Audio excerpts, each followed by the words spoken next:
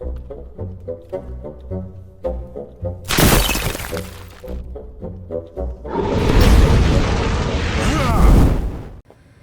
everyone, it's me, Riffraff Hornhelm. I'm back again with another presentation from the Dwarven Vault.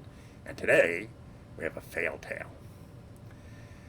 Now, in this particular fail tale, there's a lot of people responsible, I guess.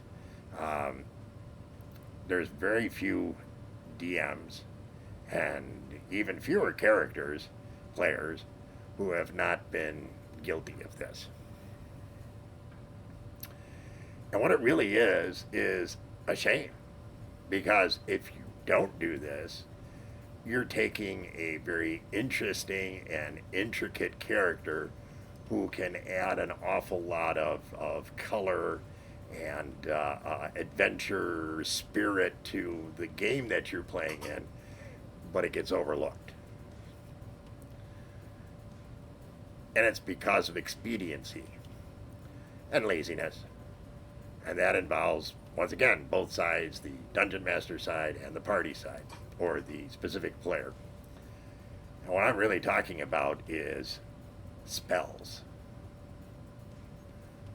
Now, it doesn't really matter if you're a mage or a cleric or whatever it is that you are. It's forcing the players to actually do the spells.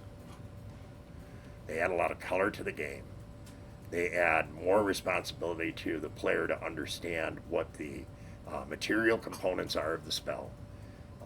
It forces them to do some kind of verbal and somatic movements, gestures, whatever, to actually make it more of a performance. Remember, this is a role-playing game. Part of the fun of this is playing the role. For a magic user not to take advantage of that, and for the DM not to make sure that the player is doing that, is really unfortunate.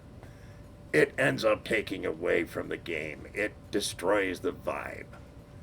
It's something where if you take the time to walk a thief through all the actions that they're doing to try and find and remove a trap, and yet you're not making the magic user do a spell with all the actions involved, it's not fair.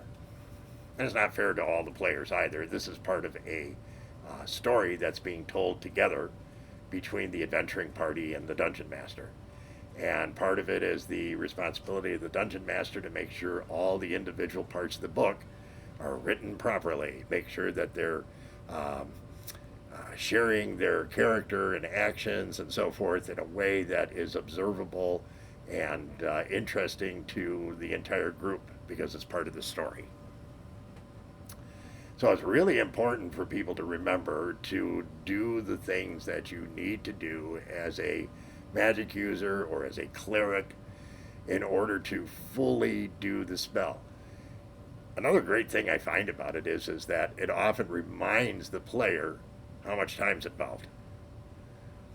They'll come running into an encounter and say, yeah, I'm going to cast so-and-so, and it's like, yeah, that takes a full turn. What? Wait, what? Yeah, you're supposed to know that.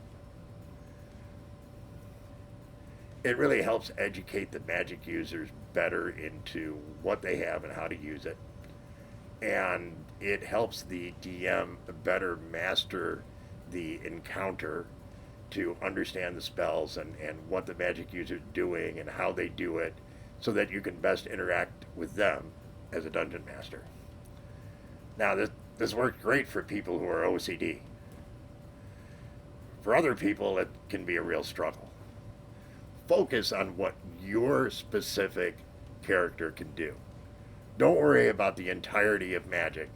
Worry about what you can do and do it as nice as you can in such a way that it really enhances your character and makes everyone at the table stand up and take notice that you're really doing your bit for role-playing.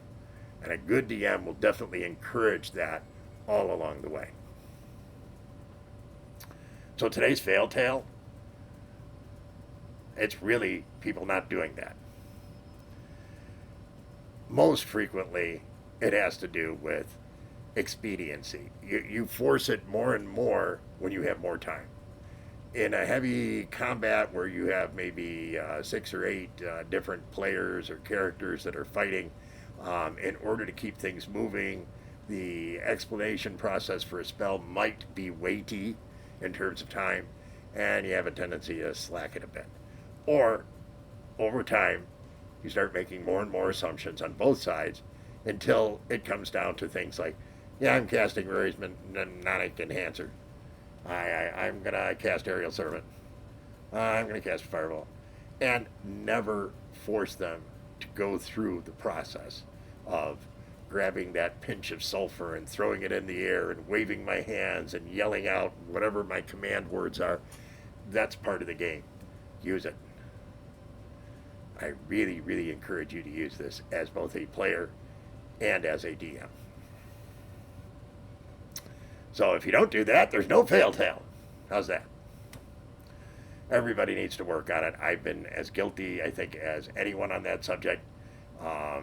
But if you want to really create a good gaming experience, make sure that you make all of your character classes follow through on the requirements of what they need to do to accomplish certain things, especially the things that are related to their class.